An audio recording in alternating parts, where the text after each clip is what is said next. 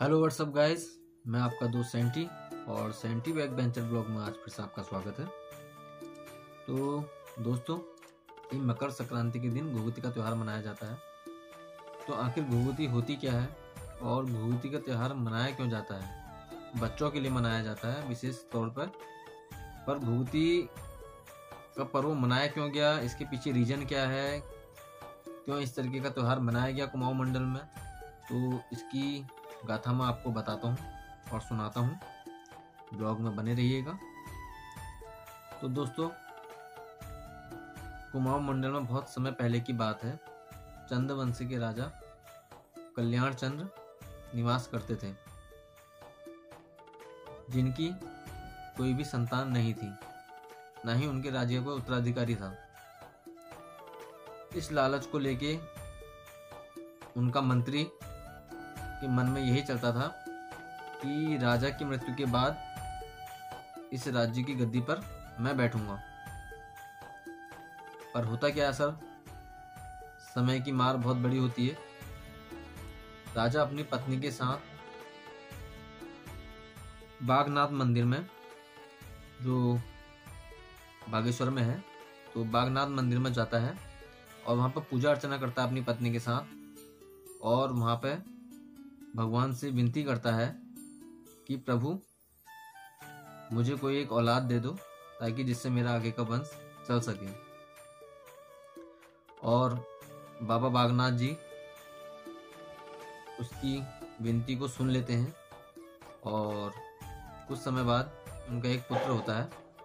तो राजा के पुत्र का नाम होता है निर्भय चंद्र। तो कल्याण चंद्र की जो पत्नी थी, उन्होंने अपने बेटे निर्भय का नाम प्यार से घुघुती रखा था। जी हाँ, आपने सही सुना, वो अपने बेटे को प्यार से घुघुती कह के बुलाती थी। और जो माला उसने अपने बेटे को पहनाई थी, वो माला मोती की होती है। और जब भी उनका पुत्र शैतानी करता था और परेशान करता था अपनी माँ को, तो वो यही बोलती थी कि घुघुती, मैं कौवों को बुला दूंगी और ये तेरी घुघुती की माला को ले जाएंगे। ऐसे करके वो कौवों को आवाज देती थी और कुछ कौवे वहां पर आ जाते थे, तो वो कौवों को कुछ खाने के लिए उनको देती थी, कुछ खाद्य सामग्री, खाने की सामग्री उनको देती थी, जिससे कौवे खा के और चले जाते थे। जब समय थोड़ा बीतता गया तो इसी तरीके से निर्भय की यानी घुघुती की दोस्ती उन कौवों से लग गई और हर रोज कौवे वहां पर आते, घुघुती उनको कुछ ना कुछ खाने के लिए देता। कुछ समय बाद कल्याण चंद्र जो राजा था, उनका जो मंत्री था, वो उनके पुत्र को मारने की साजिश रचने लगा।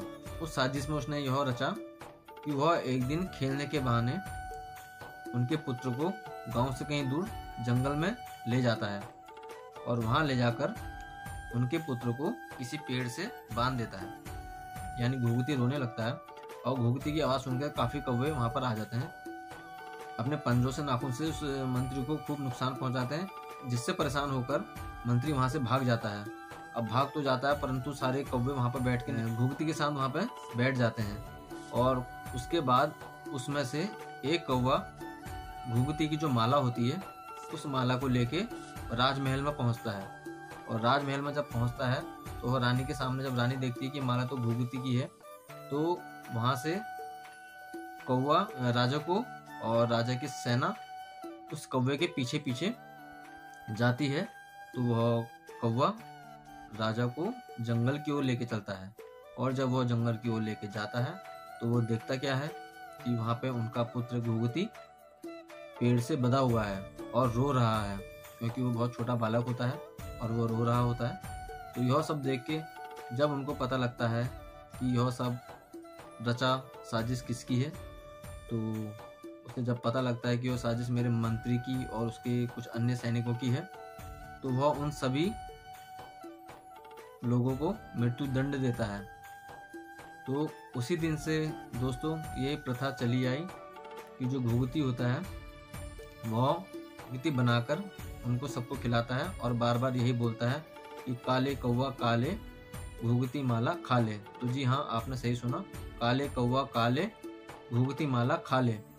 तो उसी दिन से घुघुती का पर्व मनाया जाता है, जिसमें गुड़ को पूरा पिघलाकर उसके रस से आटे के साथ या सूजी से मिला के उस घुघुती को तैयार किया जाता है, जो कि बहुत स्वादिष्ट होता है खाने में।